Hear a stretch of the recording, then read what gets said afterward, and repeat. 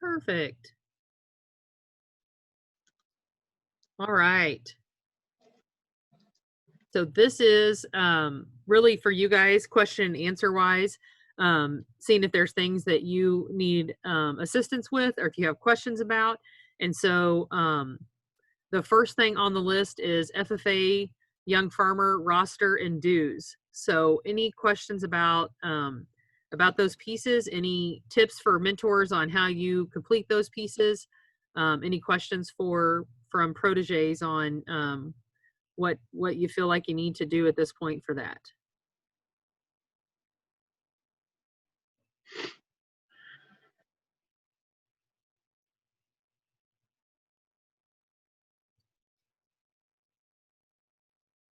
Whitney, do you have yours finished? You've already got your roster submitted, right? No, that's okay. You happen to be up in the right-hand corner, so it's one of those things. Do you have any questions on it, or do you feel like you know what you're doing with that, or do you anybody? And I put her on the spot, but really, that's a question for everybody. Not really. My team teacher, Tim, has been very helpful as well. And I ask him a lot of questions. So usually if I have a question, he can answer it for me. Awesome. Well, Tanner is on the ball. Yeah, we don't like to give Tim Davis any kudos, though, so don't tell him it's anything positive. I can see why. He's a good guy. He cracks me up. Tanner is finishing dues tomorrow and finalizing his roster next week. Well, snaps. That's very good. That's awesome. I learned something new. I knew somewhere. I always saw the dues, but in your handy dandy calendar, if you got it summer conference. If you didn't get it at summer conference, if you ever see your supervisor, you will see those. I don't know if Desi's sending those out or not. But that was something that has the breakdown of dues. And so that was something that someone had asked earlier. And I'm like, I know it's somewhere, but I didn't know where it was. And so $13 per member, $7 for national, $6 for state. And then if you add anything to that for your local dues. Jessica says that our school is in hybrid, so getting participation in just about anything is difficult from all angles, and you're the only one at your school. Yeah, some students are actually just virtually registered, not even at school. That is really tough. So anybody else either in that boat, or have you had any conversations about how you're going to get that membership and collect those dues or get that participation if you're not seeing your students? Any thoughts on that?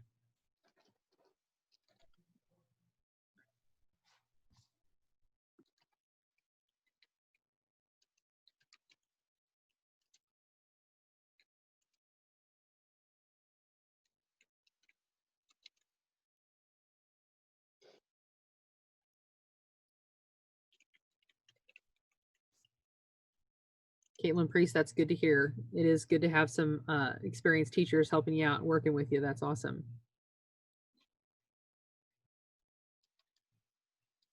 Anybody else, any mentors facing that same or similar challenge of students in hybrid or on virtual, and any thoughts or suggestions on getting them connected?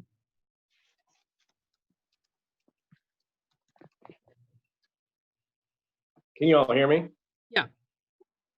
I guess I was just curious with the hybrid schools and with those that, you know, we're in-person learning, so it's really not a concern for us. But I was just curious as to whether they're allowed to have any student participation in after-school type things, or whether that's part of the distance learning is that's not allowed.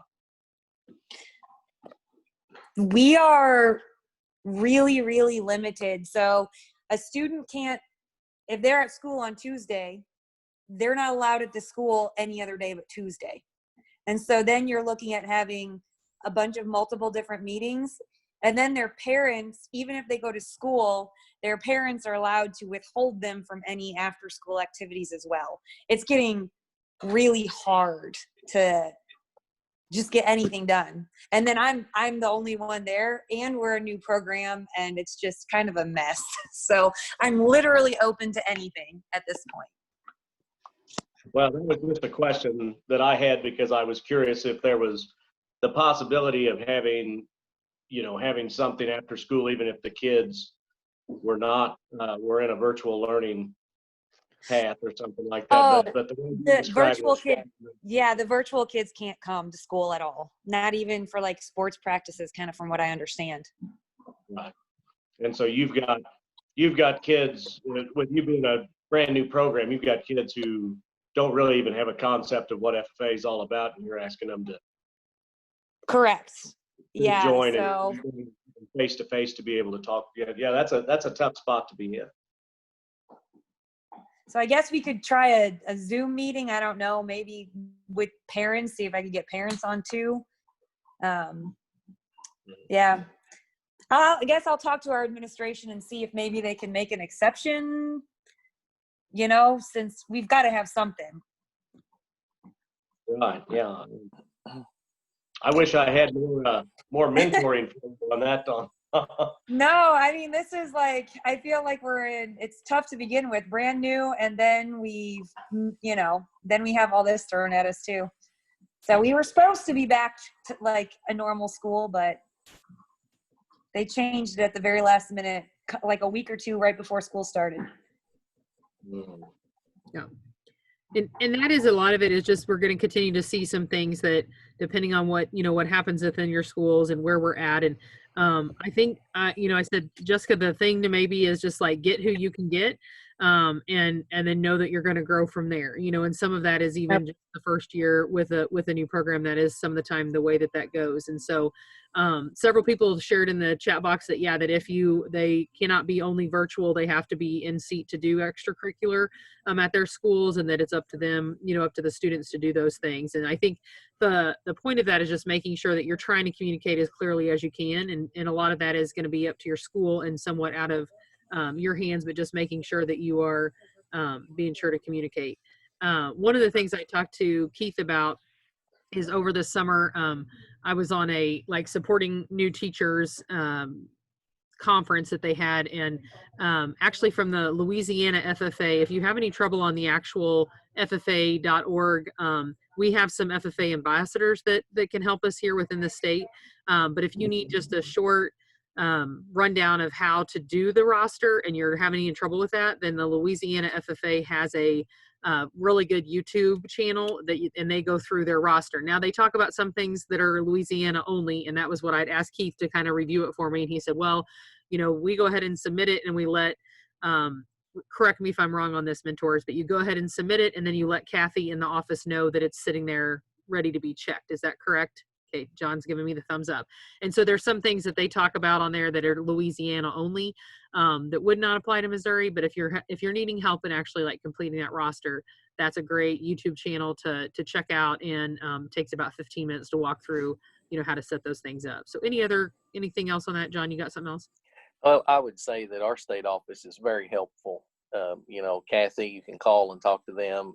Anybody up there, they really do everything they can to help. And it seems like a daunting task. You only do it once a year, so it's easy to forget. I call constantly for reminders, and they're always grateful. My question is, we're shut down right now. We've not been in school for a week. And so if this happens again, are they going to be a little flexible because of the COVID when it comes to getting dues submitted, because we've not had a decent schedule since school started? Good question. I will write that down and ask that. I think flexibility has to be a part of what it is we're doing, right? But it's about to kill me. Yeah.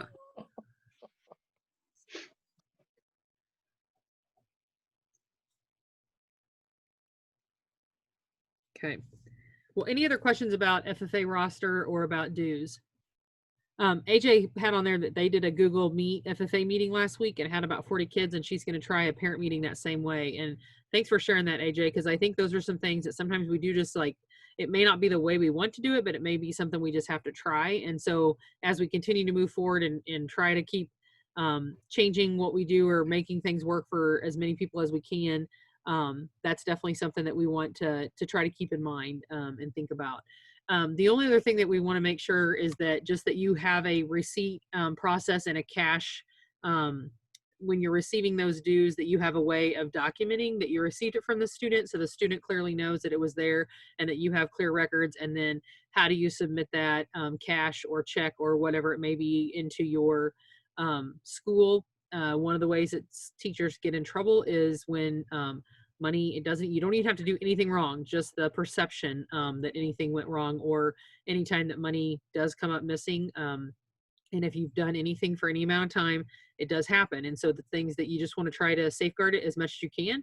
And you may think, well, there's no kids that would steal this from me. And that is just our own naive wanting to trust individuals. And that is just not the case. And so even if it's your officer team, like, you have to just be careful about kids and making sure that you are doing a good job taking care of that money and protecting that money, and then knowing what is your school's policy and what is it that they require you to do with that. Because some schools are have a more lax policy. Some schools are like, absolutely not a single cent anywhere in your possession for any amount of time. And so just make sure that you know what the clear expectation is for that, and you get that money taken care of.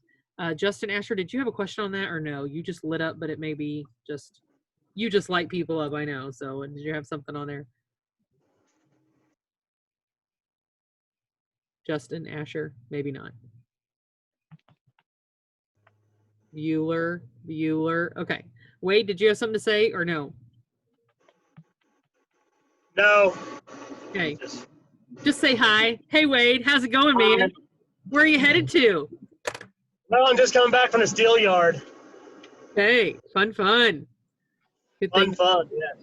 For sure. Okay, Justin Asher just talked to his administration about that last week. That's awesome. Good stuff. That's something we're going to do. Okay, moving right along then. FFA jacket ordering. What is the best way to do that, especially in this fun, no-touch, all masked up, put on your, radioactive gear, and then have them try on a jacket?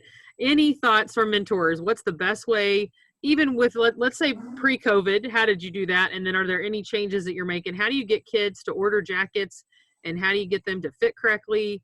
How do you do that typically? And then what are you trying out this year? Let's hear from some mentors.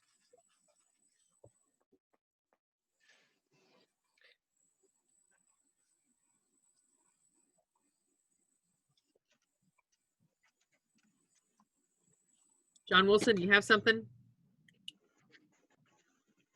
I use the practice. I always send the paperwork home with my students and have the parents or guardians measure them. That way it's off of me. And then we don't have that awkward time of me trying to measure girls and boys in class. That seems to work very well. I also was afforded the opportunity to purchase a jacket set from National FFA, which has a variety of sizes in it, no names or anything. And so we use that as kind of a benchmark for the kids, and they're able to take that measurement home, and then mom and dad can look at it and see if they think it's going to fit, measure them themselves. And that's what I've used since I've started teaching, and it's worked very well for me. I was going to say something similar, that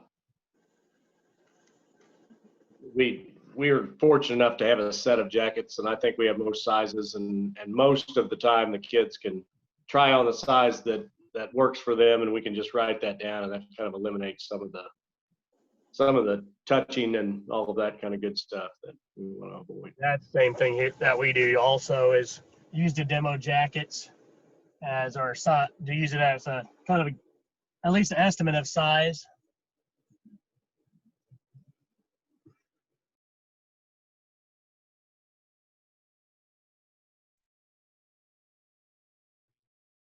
That's great. And that's good to hear. And so a couple things to think about, like when we first started a program there at Tuscumbia, I didn't have the funds to just go out and buy a jacket set. And so we actually borrowed it. Some areas have jacket sets as well that you can use, and they kind of rotate around to different schools so that you can kind of have some idea. Deanna said that they created a Google form with those measuring guidelines on it, so it can be filled out with the student's name, the style, the size, and whatever information that you have. And then they use that to try on the sizing of the jackets. And then when you asked about that, do you have a document to send home with the students to explain that? That's there on the National FFA page. Is that correct, John? Or when you kind of reference that, there's a sheet, right? Okay, yeah. And then do you tell, I need the measurements of this. So Emily, that is a great thought, and I will make sure I grab that and put that on. But it's also jacket guidelines. I will put that on our the email is an email as well here so that you can see that. But it's on the FFA page. May even be able to Google it while we're talking. So those are some things to think about when you're looking at that. I definitely would say that if you don't have a set of jackets for your chapter, that can be really helpful to begin with, because then you just have some available if you need them. One thing to make sure to say, don't say men's jackets and girls jackets, because no freshman boy who is more petite than he is anything else does not want to be known for having to order a girl's jacket, or vice versa with a super tall female. And so a lot of times we just said longer and shorter jackets if we are referencing the differences there. So just thinking about that, some of them are there for those different things. So I will see if I can find that and put it in the chat box. But anything else on jacket ordering, or when do you do that? And what's the guideline as far as how fast you can get them? Any thoughts on that from mentors? I mean, I'm not sure about if you get your order in early enough. Traditionally, you'll get them in about 2 weeks or so. It starts to get closer towards National Convention, or what was National Convention, and it gets a little longer. But what I was going to say, just throw out there, is we have, through the years, we've had to order jackets tailor-made for some kids that were either just really tall or really big for whatever reason. And when that situation came up, we sent our kids to the local flower shop, or whoever does like tux rentals for prom and stuff like that, and they did all the measurements and had all that stuff taken care of for us. And I wanted to add, if I can you hear me? Yes. Okay. Tanya Jedlicka gave me a really good tip when I first started out. She said that she always encourages boys to wait until their sophomore year, or if they're dead set that they want to order a jacket their first year, to make sure and order a size up. A lot of times they grow a tremendous amount between their freshman and sophomore year.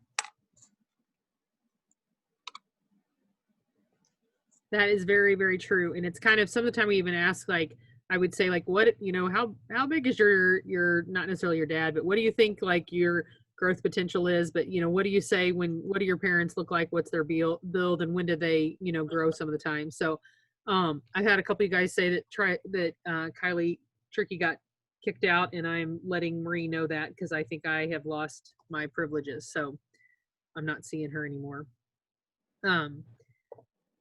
Let me see if I can, I don't know if I can or not. Here we go.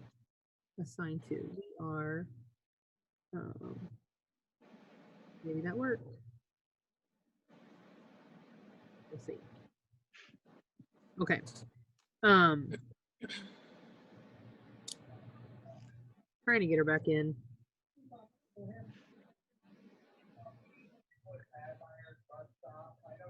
Okay, it's just showing that she's not joined, so I'm not sure why that's not working, but you can let her know I'm trying to get her back in. Okay, anything else about jacket orders? So I put that in the box there that has like measuring videos and the calculator, and also on that page there's other information about that you can actually print it out, and it shows them exactly where to measure and those kinds of things. And so if you have that, if you can send those things home, that may help them to get that figured out. Okay. All right, next thing on our list then is National FFA Convention. Any thoughts on this to begin with? I guess this is just a really tough one. Of what we normally would be talking about is how do you get rooms and who are you riding with and all of those kind of things. But anybody given any thought to it, or that is still way down the road and we don't even know what to say at this point because life is in flux so much. Any thoughts on National Convention?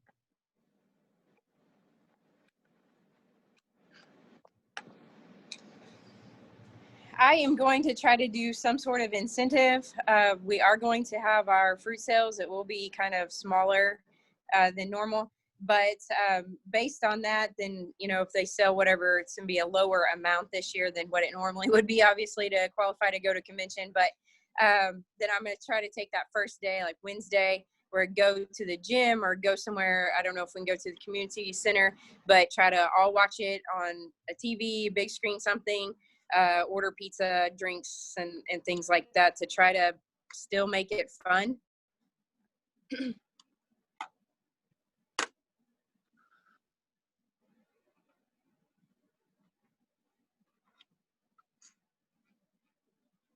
Sorry about that. Hit the wrong button. I think that's exactly, Amanda, like you were saying, what we need to be doing is coming up with some ways of, you know, what is going to be still fun about it. Lily says, do we still have to register? Or do we still have to register, correct?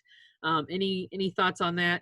I know Keith has sent out lots of conversations with it, emails on that, and I don't think registration's open though at this point, correct? I don't think so. Okay, I just remembered the last thing I read was you have to use a school credit card, or you have to use a credit card. There will be no purchasing ordering. So stay tuned for more information on that. Jordan said that he intends to use Farm Fest or the Western Farm Show as a replacement for National Convention this year, and also as an incentive to sell fruit, or to sell in the fundraiser, not fruit necessarily. But yeah, I think, and those are some things that some people are looking at a little differently. Of, are there other opportunities to still engage students in? If you don't have those incentives, then will you get people involved, and can you get them to do you know, what you need them to do as far as students trying to do, thinking about your fundraiser. And some of the time it's also that reverse, you know, if we don't have a cost like National Convention, do you have to have as big of a fundraiser? And so those are some things to think about. John said there at Sherwood, they're thinking about hoping to do an alternative into the school year trip to replace it as an incentive. And that's another thought of, you know, maybe just giving them something to look forward to a little bit down the road, and trying to do those things. So, yeah, Tanner, I think that a lot of people are in your same boat, that there's not a lot of interest in doing a virtual conference or virtual convention. And so then they're just not going to participate. And yeah, taking the kids on an ag tour in the spring, anything that you can come up with, you know, in that direction could be helpful to try to help with those things. But it is a challenge, and I don't have a magical answer for that, other than, you know, we still learn a lot of skills, even in those fundraising, whatever it is that we're doing, and trying to encourage them in that direction is something else that we can definitely do. But I'd say as far as National Convention goes, just stay tuned. You know, there's usually some other things that we can have. You can think about. Also, just a reminder that on the National FFA webpage, you can see something that we use for leadership at different times, or those past retiring addresses and those kind of things that are on there. So make sure that you use those different tools that we have available to us. The next topic that we had were supervised agriculture experiences. And I think that is on the list of making sure that we are just paying attention, that is still an expectation, even if we have to be doing things like social distancing. It sounded like when we went into closure back in March, and then throughout the summer, people were in these two separate groups where they either could have zero contact with their students, or they were in a boat where their kids were working tremendously more. Like there was just so much happening with their students, and their students were working and really at those jobs a ton more than they normally would have been. And so I think those are things that are that we need to you may be in those areas, but definitely that we still want to be supervising those, and we want to be making sure that those students are keeping those records in the best way that we can. We are going to spend some more time on that and during our next session. But are there any questions or thoughts on the SAE right now that we should bring forward?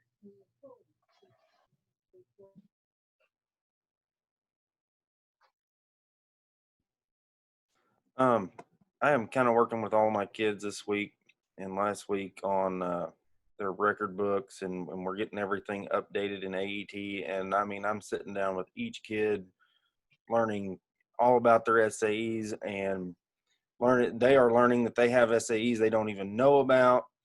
Can we kind of count that as an in-school visit on a VA1, or are we going to get kind of our hand slapped on that?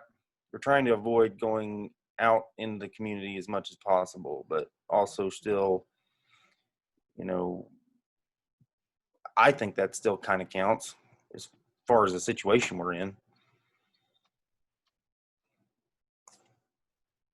Okay, Jordan, thanks for asking that. And anybody have any thoughts on that?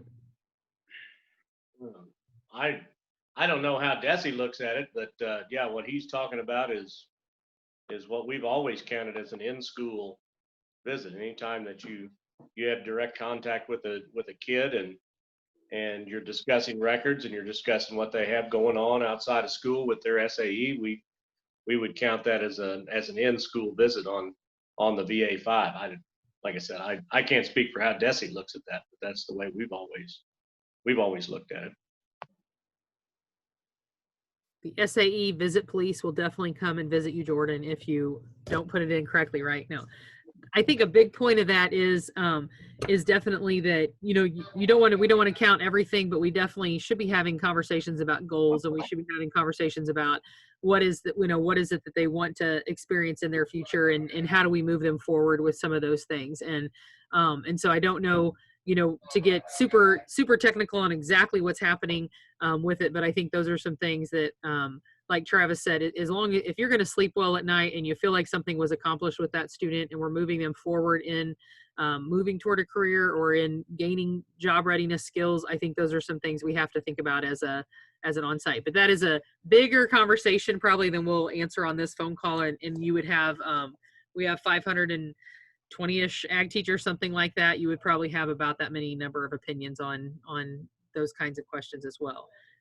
Emily did ask kind of what's coming up in our next question as well. As she's asked if you are asking your virtual FFA students to fundraise, are people doing that, and that they can participate, her students can participate. And I think, Emily, we're probably at a place that just wherever you can get kids involved and engaged, that's going to be positive. And so if that's something that you can have happen, then I would say try to encourage them to, but don't be crushed if it doesn't happen, you know. And so as much as you can get them to be engaged in fundraising or whatever it may be, because even if they're not there this year, they may be there in the future. And those funds are maybe for things right now, but we may all be different by next semester when you may be using some of those funds, or this summer.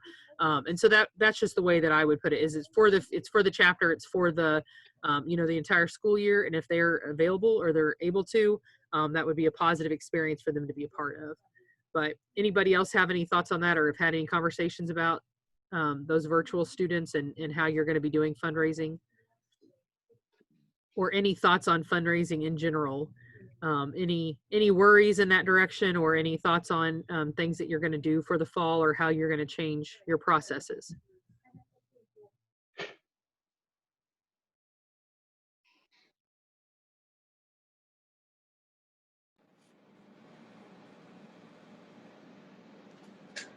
I had thought about not doing our typical fruit meat sales fundraiser this year until I talked to some of our adult friends of the FFA people, and they said, if you take that out this year just because you don't have that cost, and you didn't have the cost in the spring, and you try to put that back in next year, what is that going to look like, and will that be difficult? So is it easier just to roll with possibly a smaller fundraiser this year and just roll on? So I think that's what we're going to do. Thanks, Amanda. And I think that feedback from your community is really key, because there are some that would say that would be really hard. But if it's something that you're also asking small business for sponsorships, and they were hit with a closure, they've been hit with, a variety of different things. Some people have absolutely rocked it during closure, and COVID has been a huge blessing to them in some ways financially, as far as there's been some that have just had outstanding sales down here at the lake. They've been setting records like crazy. And then other people who have been, decimated by it, and that small businesses that are really struggling. And so if your FFA fundraiser has something to do with those sponsorships, I think you really need to be in tune with what's happening in your community. And you may need to be asking some other people, just like Amanda said there, that, there were some people providing her some feedback from her adult group. And so I think that is a key place where you need to tap in and figure out what does that look like.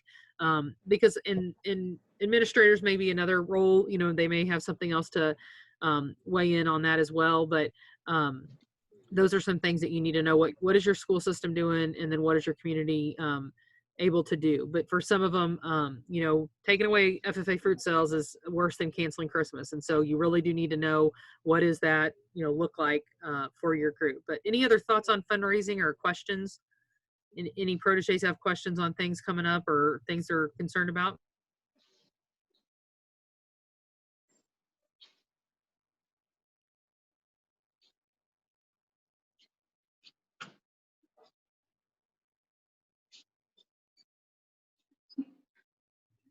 Well, the last thing that we had on the list, if we don't have anything else, and Emily, I don't know if we answered your question exactly. I think you know, move forward with it, but if you have something more on that, then feel free to unmute and ask that. But otherwise, when we talk about department and FFA budgets, this is on there just because there's been some confusion or different times when we have also maybe inexperienced administrators with inexperienced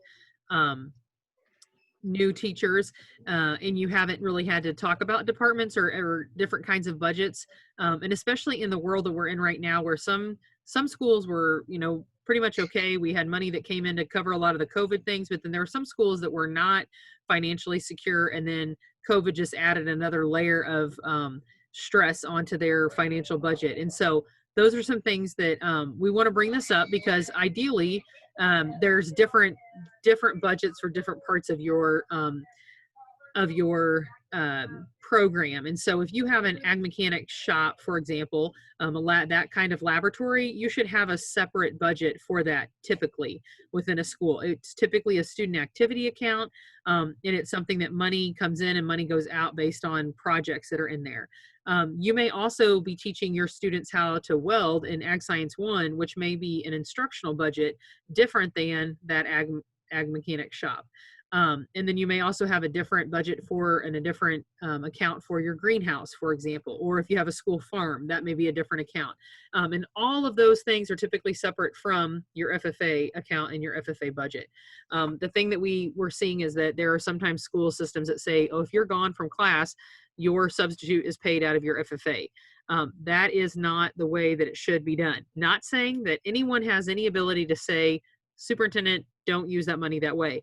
But it is a way that if you feel like those monies are not separated the way that they're typically separated in schools across the state, we can help you have those conversations. Now, that conversation does not go well with you going in and saying, I was on a meeting the other day and you're wrong. That doesn't fly. But if there are ways that we can talk about, you know, students earn that money, and we have lots of other teachers that are also gone for student activities, and is there any way for that money to come out of, you know, a different pool of money? So right now I just want to ask if are there any questions? Have you gotten into school budgets? Do you know how to do purchase orders?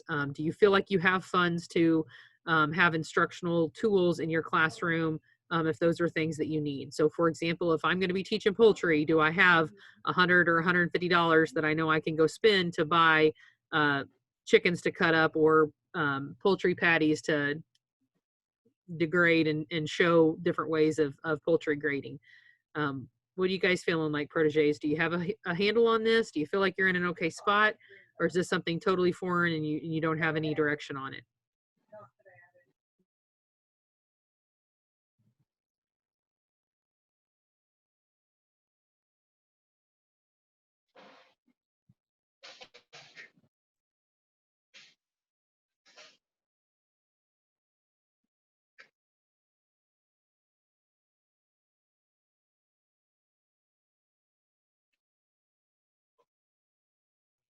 Any thoughts on that? We've reached our end of the time. We're all done, brain dead, ready to go.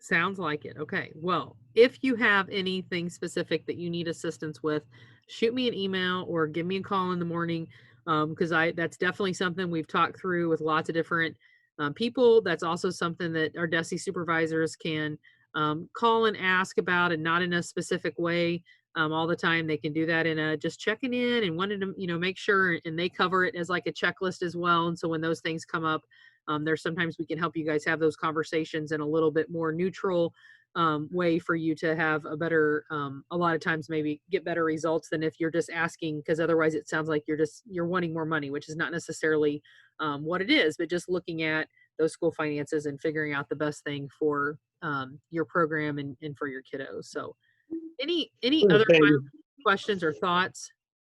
One of the things they might want to think about, some of the proteges, is filling out the requisitions for this stuff. Every school's a little bit different on timing and how early you got to actually fill those out before you can actually get the money on your card or whatever to spend that money. So it depends sometimes on the secretary when they have secretary changes too. Sometimes because we had a secretary change, it went from a 10-minute requisition, 10 minutes before you need to spend it, to now 2-3 days. So yeah, and for something some to of think them, about. it can be even almost like a 6-week process where you have to get it and get it approved and get a check and then go get the stuff. And so that's a great point, Wade. And there is very little that we can do on that side of it. But there are some things we can do to help you kind of plan out some of those pieces as we move through. But that is also a learning curve that we've all been on. And that is something that's different for every school system somewhat. So don't let that be a discouragement, even though we know that it can be a headache. That is something we can't necessarily change school finances, or the fact they have a board meeting once a month and that is approval once a month. That's not going to change necessarily. So then we have to figure out how do we live within that system and figure out those things as best we can. So any other thoughts from mentors or any other questions from proteges or anything else as we finish up here? I hope I didn't. Sarah, do you have something? No? Okay, maybe not.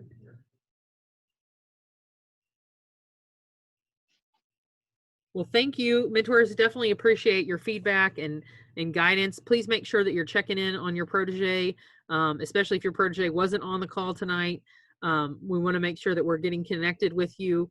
And for those of you that did not, if you have not received it, I said I'll go back through the chat whenever we get finished up here and make sure I get those folders shared with you, and I'll share it with the mentors as well. And again, mentors, that was just simply for you to have communication abilities as well. So there's not anything else. I think that we're good to go. I'm going to leave the room, and I'm not going to leave it for everybody. I don't want to shut it off in case other people are still on. But unless there's anything else, we will sign off, and then we'll see you guys again September 22nd at 4:30, and I'll be sending out that link, okay?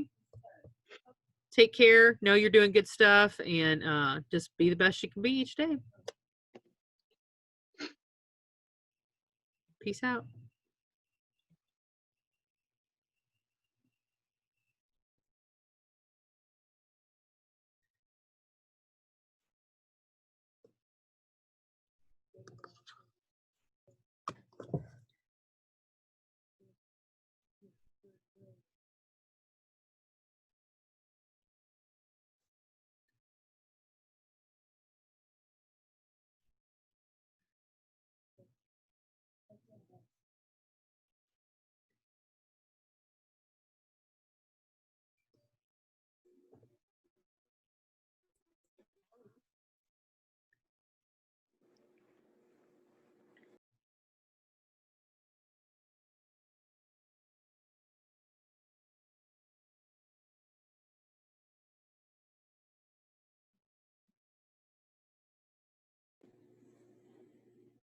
So that you can I'm practice. terrible about it, but our school district wants us to, on Fridays, teach virtually. I haven't done it yet because I don't play by the rules.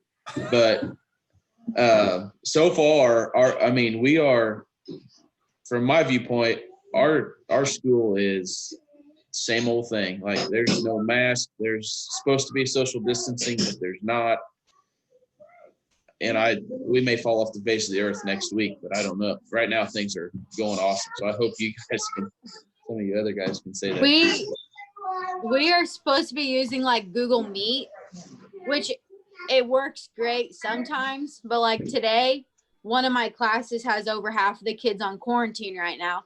So my biggest problem is like, I need to give you guys information, but you really don't need to be on the rest of the class because you're not going to present today like everybody else is, but I still need, so it's like I'm spending 12 minutes instructing them and then so having that's where else like fill time. And I'm like, that's where if you have the time, I haven't got a lot of training in it, but our school is going to use Loom, and you can go in and record those lessons.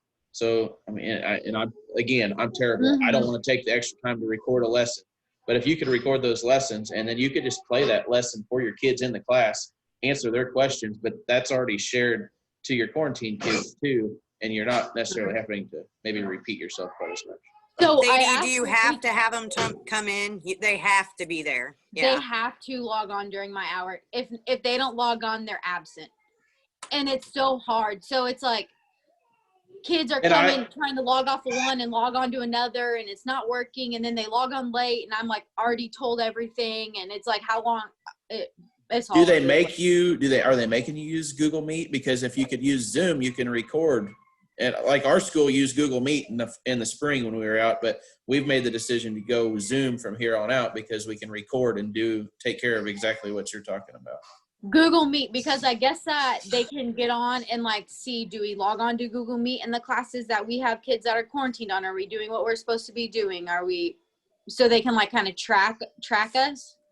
And it just, I mean, I make it work, but I feel bad for the kids in my class because I'm like, okay, here's your bell work. This is what I need you to do. This is what I need you to do after I get off or why I'm on there. Hang tight with me. And then I go on, I'm like, okay, here's what you guys need to do. Any questions? Did I miss anything? Email me. Like, log back on. Be like, hey. Yeah, that sucks. So, because I leave it on. Google Meet so Big Brother can watch. Yeah. And I work for the state. I said that, so. Yeah. So, like, what I've done is I just leave it on, and I tell the kids, like, that are quarantined, like, if you have a question and you need to log back on, just, like, Google Meet back in and just holler my name, and then I'll come over and I'll talk to you, or you can join in the class and listen. Just do what you need to do. So, it's lovely. But you are adjusting your sails in a sailboat, because if you just yelled at it, it wouldn't work, and if you threw your hands up, it wouldn't work. So you are adjusting your sails just like a sailorman does out on the ocean, and that's positive. Okay. Definitely. That's my new term. I got tired of pivot. I got tired of all the other stuff, so I've started using you are adjusting your sails now, okay? But I'm a big Tim Elmore fan, so. All right. Anything else, guys? We must be the only district still meeting because everybody else is gone because the boss came to see us, so. I'm not the boss. But no, I'm still trying to figure out these breakout rooms a little bit. Maria's much better at it than I am. So, well, hey, boss lady, I got a question for you. We had a lot of practice in April and May. Yes. Colleen. Yes. Go ahead, Brooke. Hey, okay. I'm trying to figure out if there is a password to the record book thing from Extension. And then I could maybe use it on Microsoft 365 because it won't let us use it on the Chromebooks because it says it's protected. Did you check with Deanna Teese? Deanna Teese on your Facebook message said she had it all figured out. Oh my gosh, that's what happens when you don't use Facebook. Gosh dang it. Lancey Pantsy didn't tell me I had a message. You asked that question on Facebook, and Deanna Keith, it doesn't mean I check it. Lance made me do it. What's your deal with this Microsoft 365? Because Chrome won't let you do Excel. I have a Google Chrome record book if you want it. A Google Chrome record book? I have a record book that is made in Google Sheets. It is the old school Missouri record book, like the paper record book, but it's in Google Sheets. Okay, so yes, I would like that for in the future, but I've already made these kids fill all this stuff out on the old school one. So now I just really want to be able to upload it to Google or to Chrome. Okay. So I'll check in with Deanna. Well, you ought to be able to download your Excel file straight to Chrome. Yes, but then it pops up and it says it is password protected. Okay, I'll share it here's with the you. people you need to write down. Blaine Martin at Union Star is 365. He's in the same boat as me because it won't work. Stacy I talked to him. Stacy French, Aldrin I talked to County. her. All right. That didn't work. Deanna Teese with Chromebooks this year and just switched over the record books so they can work. I'll let you know some information if you reach out. Okay, I'll contact her then because I got the other two. I just didn't know Deanna did. Okay, awesome. But yes, Stuart, send me that. These may have been password protected at one point in time, but I would feel like there should be some form that we could get you that was not password protected. So I apologize because I think I was trying to find that on an old version. Yeah, my students are just going to kill me. Yeah. Like literally. Jared Jeffries is who I stole this from. He had created it in Google, so I'm getting ready to share it to you right now. He did it. This is what happens when you think you know what Lita did and you don't know. Lita did that because she liked to be able to go on there and do things on their record books when they weren't in like her presence. Because on 360, so that because last semester that's what she told me because I asked her how come she just didn't have a Google thing. She's like, well, then I just can't log on whenever I want.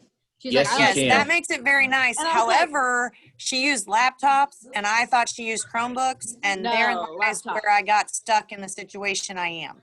Brooke, and if you want to, Brooke, if you call me sometime, I've got it set up to where I'm the owner of their record book, and I share the record book with them in a shareable link, but I remain the owner, so it's actually saved on my drive. And I have access to every single one of those books at all times. Now it's a so pain I would to just make need to make a copy of yours. You got to make a copy of mine, but then you have to make a copy for every single kid and rename it because if you Which don't, wouldn't be bad because it would just be my seniors. It'd be like 50 it just takes kids. some time. Yeah, but it's super simple. You remain the owner of it, so you always have access to it, and they always have access to it. And it seems like they can be working on it at their desk, and they need help, and I can pop it up on my computer and see what they're doing, and they can see what I'm doing. And it really doesn't, like all the numbers are right.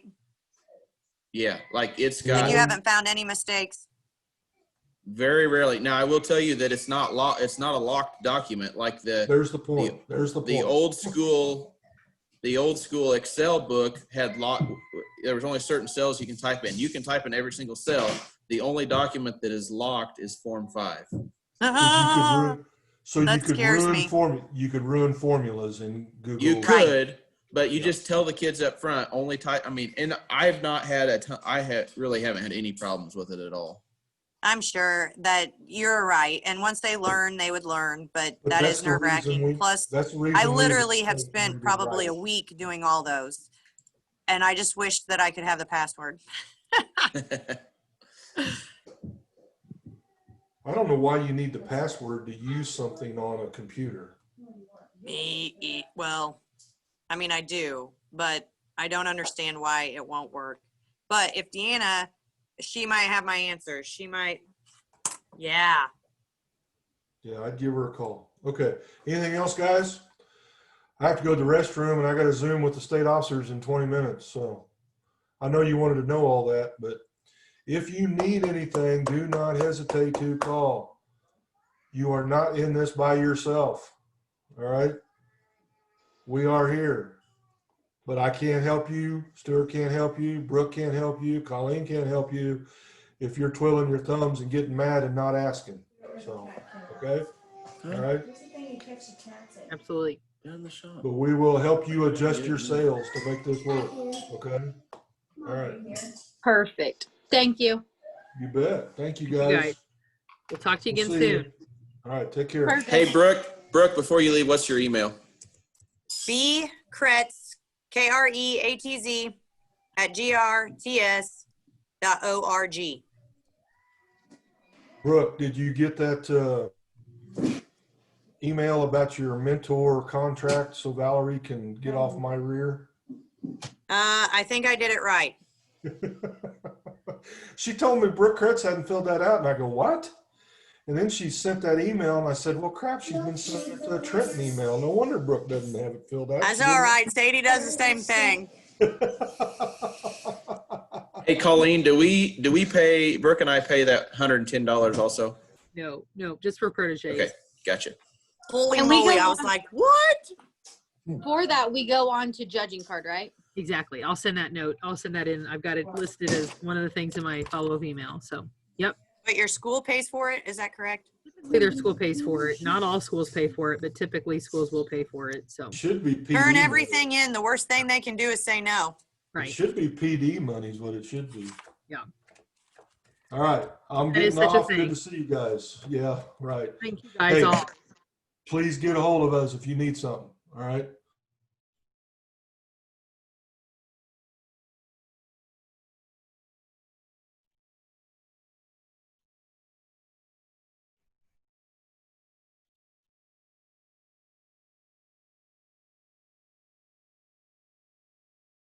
Chris and Brittany, did you guys have anything I could help with?